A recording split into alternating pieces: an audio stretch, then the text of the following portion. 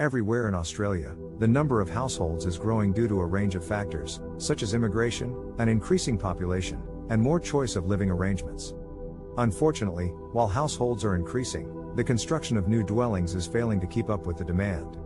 A new government report by the National Housing Finance and Investment Corporation, NFIC, predicts that in the next 5 years alone, the country will face a shortage of more than 100,000 homes. That become even more concerning when you consider that more than half of that number is composed of apartments and that the largest deficits will be seen in Sydney and Melbourne. To better communicate this startling statistic, the report provides some helpful visuals. Firstly, a chart that breaks down the cumulative shortfall in housing for the upcoming 10 years. This chart shows that despite a current rental crisis, more new dwellings have been completed in 2022-23 than new households created. However, this trend is not predicted to continue, as 2024-25 to 2030 will show significant deficits between homes and households.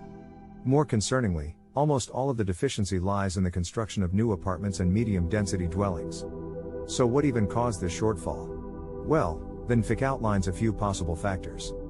These include tight supplies of labor and materials, limited availability of land, and building approval delays.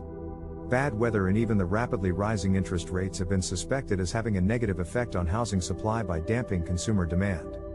The worrying news doesn't end there, as the report also predicts that the housing affordability crisis is going to worsen in Sydney and Melbourne, particularly for renters. In the other capitals, Perth, Adelaide, and Brisbane, deficits are forecast to worsen, while Darwin and Canberra are projected to remain roughly flat. This information paints a pretty worrying picture about the lack of housing supply in Australia, and the researchers suggest that developers and policymakers need to work together to find solutions so that those who need housing can find it. Failing that, the worrying deficit in housing is only going to become more concerning with each passing year.